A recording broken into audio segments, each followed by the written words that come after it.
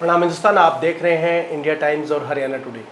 हरियाणा विधानसभा के चुनाव अभी सिर पर आ चुके हैं और विभिन्न पार्टी के प्रत्याशी अपने अपने दावे प्रस्तुत कर रहे हैं, हलके में घूम रहे हैं, लोगों से मिलजुल रहे हैं, छोटी जनसभाएं कर रहे हैं, गेट टुगेदर कर रहे हैं, 1-to-1 भी मिल रहे हैं।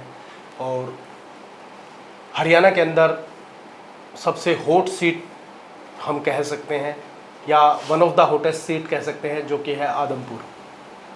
आदमपुर आज तक चौधरी भजन लाल के परिवार का गढ़ रहा है। 1958 के बाद लगातार वहाँ पर भजन लाल परिवार का सदस्य ही चुनाव जीता है, लेकिन वहाँ पर 2 बार ताल ठोक चुके हैं सत्येंद्र सिंह, एक बार कांग्रेस पार्टी से, एक बार आम आदमी पार्टी से। हमारे साथ अभी सत्येंद्र सिंह हैं और सत्येंद्र सिंह पिछले 3-4 महीने से लगातार सक्रिय हैं, हल्के में लोगों से मिल रहे हैं, लोगों का भरपूर प्यार और आशीर्वाद, जन समर्थन उन्हें मिल रहा है।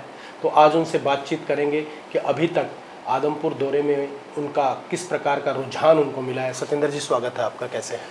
बहुत बहुत धन्यवाद। सर्वप्रथम आपको प्रणाम।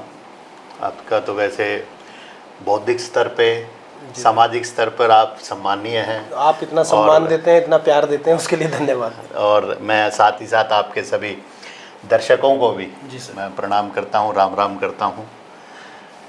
तो अभी तक आप बता रहे थे, जैसा अपनी बातचीत भी होती रहती है फ़ोन पे, तो आप बता रहे थे कि आप 55 से 56 गाँव का दौरा कर चुके हैं अभी, और क्या किस प्रकार का जो रुझान मिल रहा है, किस प्रकार के मुद्दे सामने आ रहे हैं? वादे बड़े बड़े किए गए थे सत्ताधारी विधायक से जब उपचुनाव जीतने के बाद, वादों पर कितना खरा उतरे हैं, थोड़ा दर्शकों को बताइए। देखिए, बिल्कुल सर्वप्रथम तो मैं आपके संज्ञान में भी लाना चाहूँगा कि आदमपुर विधानसभा क्षेत्र केवल मेरे लिए विधानसभा क्षेत्र नहीं है, मेरा घर है जी।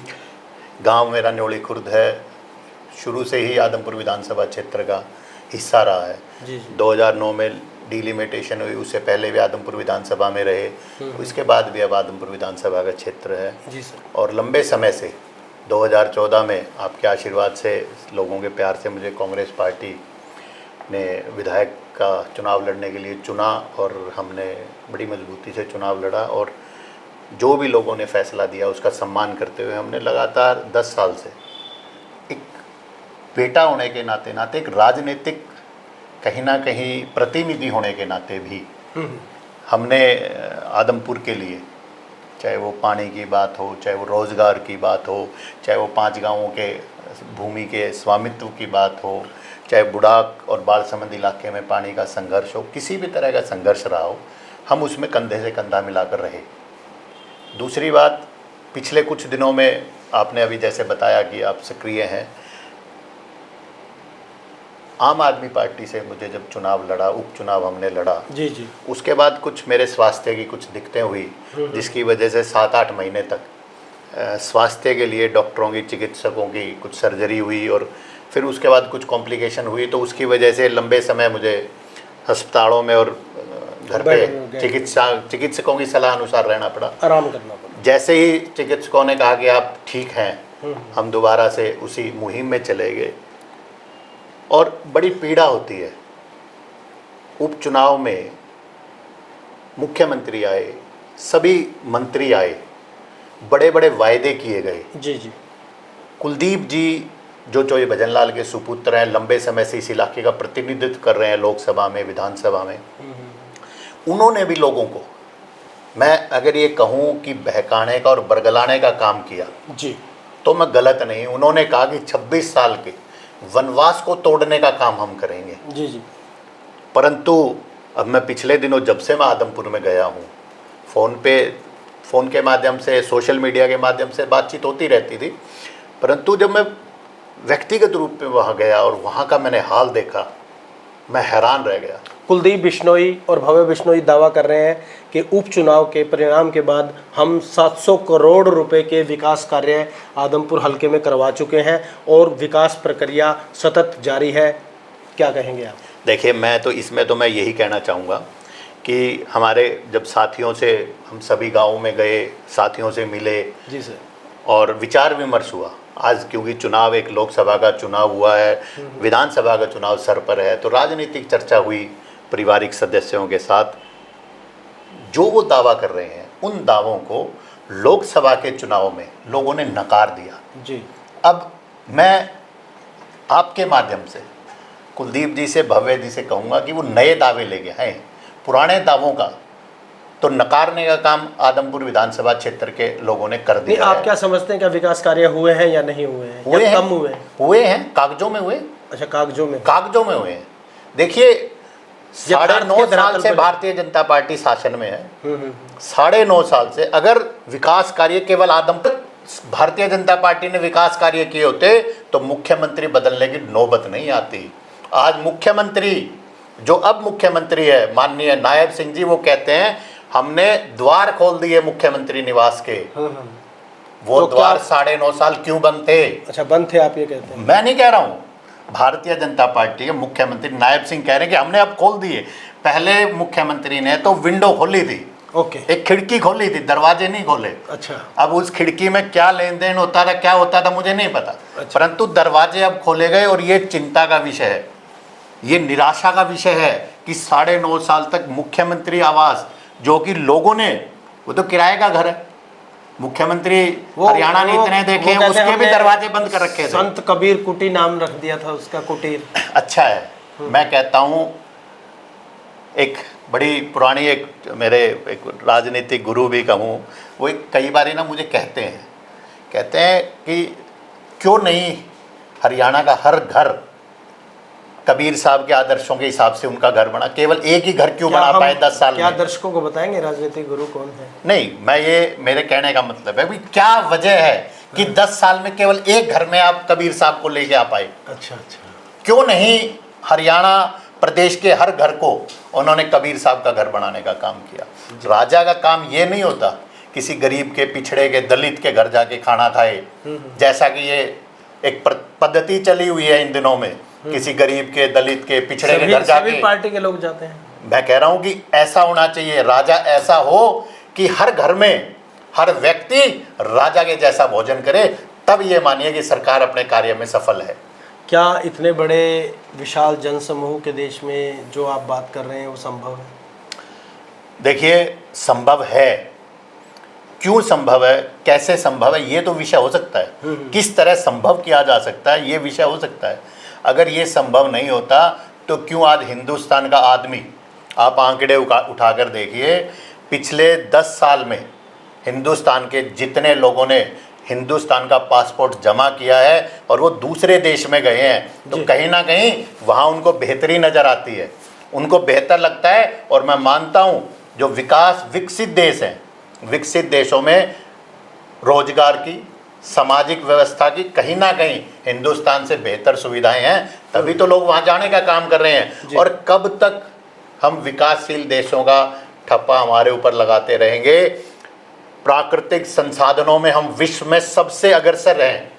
तो क्या कारण समझते हैं हम पिछड़े हुए क्यों हैं? राजनीतिक इच्छा शक्ति नहीं है या काम नहीं करना चाहते राजनीतिज्ञ? देखिए, मुझे लगता है कि कहीं ना कहीं पिछला उपचुनाव जो था, हमने उपचुनाव लड़ा और उपचुनाव हमने लड़ा शिक्षा पे, स्वास्थ्य पे, रोजगार पे, परंतु बड़ी पार्टियों ने उसको, और मैं तो कहूँगा कि ruling party Bharatiya Janata party ने उसको धर्म और जाति के ऊपर बांटने का काम किया।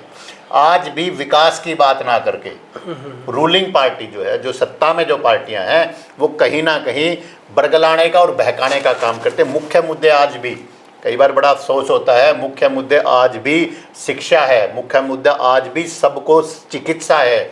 उन मुद्दों को भूलकर कहीं ना कहीं बरगलाने और बहकाने का काम जो सत्ता करती है, मुझे लगता है उसी ने। सत्येंद्र सिंह अभी आम आदमी पार्टी में हैं या आम आदमी पार्टी से रिज़ाइन कर दिया है या कोई अन्य पार्टी ज्वाइन कर ली है? देखिए, बड़ा ज्वलंत प्रश्न पूछा है आपने। मैं फिलहाल, मैंने आपको बताया जी, चुनाव निसंदेह मैंने आम आदमी पार्टी के प्रतिनिधि के बतौर लड़ा उपचुनाव 2022 में, परंतु उसके बाद कुछ व्यक्तिगत, कुछ चिकित्सक कुछ दिक्कतें थी जिसकी वजह से मैं एक्टिव नहीं रह पाया। तो अब क्या समझे हम 2024 का अब चुनाव? जैसे हम एक्टिव हुए हैं तो मैंने 55 गाँवों में, आदमपुर विधानसभा के 55 गाँवों में अपने साथियों से, अपने पारिवारिक सदस्यों से मिलकर बातचीत की है, वार्तालाप हुआ है, चर्चा हुई है। और मैं कहूँ कि मैंने उनसे सुझाव और आदेश लिया है तो क्या सुझाव और आदेश है, कब इम्प्लीमेंट कर रहे हैं? बहुत जल्द, आने वाले 1 हफ्ता 10 दिन तो के आज अंदर बता रहे हैं क्या इम्प्लीमेंटेशन? आने वाले 1 हफ्ता 10 दिन में। अच्छा जी। क्योंकि अलग अलग आप भी देखते हैं कि जब आप अलग अलग गाँव में अलग अलग पारिवारिक सदस्यों से जब आप मिलते हैं तो सबकी राय भिन्न होती है। उस राय को इकट्ठा किया जा रहा है, उसको सम अप किया जा रहा है, उसको समराइज़ किया जा रहा है, और आने वाले 1 हफ्ता 10 दिन के अंदर सब मिलकर साझा एक फैसला लेंगे। तो कोई बड़ी रैली करेंगे ज्वाइन करने के लिए, या फॉर्मल वैसे ही ज्वाइन कर लेंगे? देखिए, मैं आपको बता रहा हूँ, क्योंकि मैं आपकी विद्वत्ता का तो वैसे कायल हूँ, आप विद्वान हैं जी जी। और कहीं ना कहीं आप इन्हीं बातों में उलझा के मुझे कुछ ना कुछ उगलवा भी लेंगे। तो मैं तो यही कहूँगा कि अभी 5-7 दिन हम माने कि 5-7 दिन के अंदर अच्छा एक फैसला होगा, जो कि एक सामूहिक फैसला होगा। जी। देखिए, राजनीति में बहुत से कई बार होता है कि आदमी जो अपने आप को, मैं तो चलो कार्यकर्ता ही मानता हूँ अपने आप को, कुछ व्यक्ति होते हैं जो नेता मान के अपने अलग फैसले लेने का काम करते हैं। 1958 से चौधरी भजनलाल, कुलदीप बिश्नोई, जशमा देवी, रेणुका बिश्नोई, अब भव्य बिश्नोई लगातार विधायक बन रहे हैं। तो ऐसी कौन सी विशेष कार्य योजना आपने बनाई है कि जो ये अभेद दुर्ग है इसको इस बार आप भेद देंगे? देखिए, चौधरी भजनलाल का ना केवल आदमपुर क्षेत्र बल्कि पूरा हरियाणा बहुत सम्मान करता है, और हरियाणा नहीं, मैं तो ये मानता हूँ कि पूरा हिंदुस्तान चौधरी भजनलाल की अपनी एक अलग राजनीतिक पहचान रखते हैं पूरे हिंदुस्तान में। जी दुर्ग नहीं है, अभेद नहीं है जी।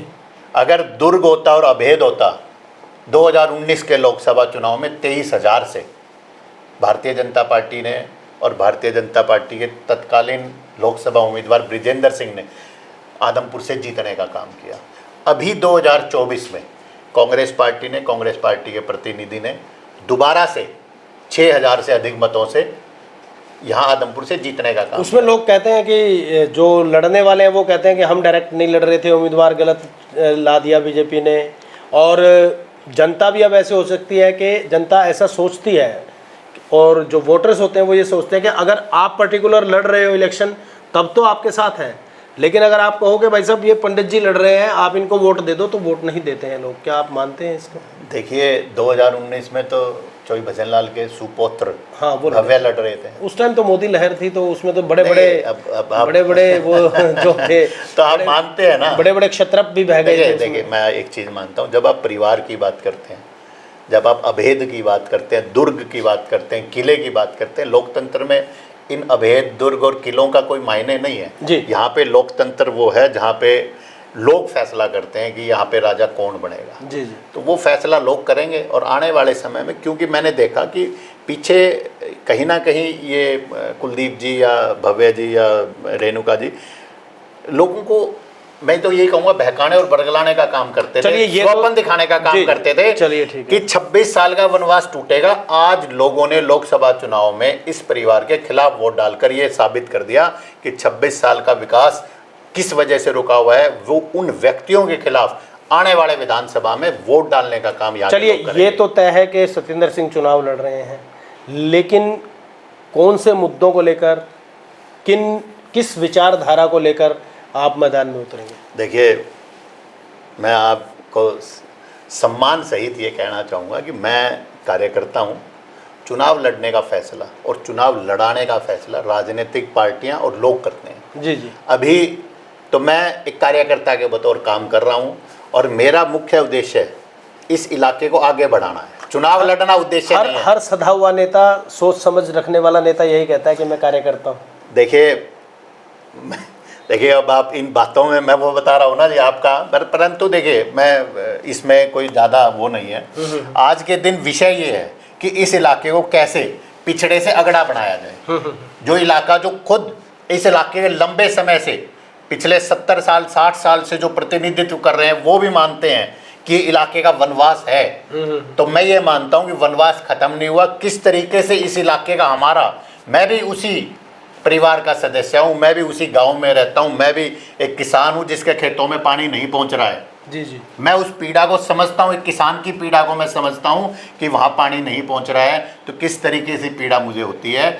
इसीलिए मैंने कहा, मैं भी, मेरे भाई, मेरे भतीजे हैं जो बेरोजगार हैं, उनकी पीड़ा को भी मैं समझता हूँ। तो किस तरीके से वो चीज़ें दूर की जाए। चुनाव महत्वपूर्ण नहीं है, वो चीज़ें कैसे हर किसान के खेत में पानी पहुंचाया जाए, कैसे हर बेरोजगार को रोजगार दिया जाए। किस तरीके से आज जो मैं अभी 55 गाँव में गया, जिस तरीके से पोर्टल की सरकार इस सरकार को नाम दे दिया है। आज एक कभी परिवार पहचान पत्र, कभी मेरी फसल मेरा ब्यौरा, कभी कौशल विकास निगम, जिस तरीके से उससे कोई गड़बड़ नहीं होती है, डिजिटलाइजेशन से फायदा होता है, क्या समझते? तो फिर क्यों खुले दरबार लगा रही है सरकार?